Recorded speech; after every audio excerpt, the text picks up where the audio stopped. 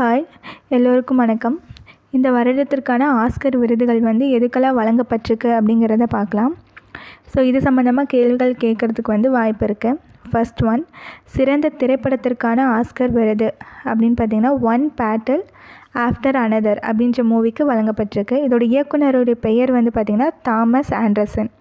Next one, சிறந்த நடிகருக்கான Oscar விருது யாருக்கு வழங்கப்பட்டிருக்கு அப்படின்னா மைக்கேல் பி ஜோர்டான் என்பவருக்கு வழங்கப்பட்டிருக்கு, சின்னர்ஸ் அப்படின்ற திரைப்படத்தில் நடித்ததற்காக.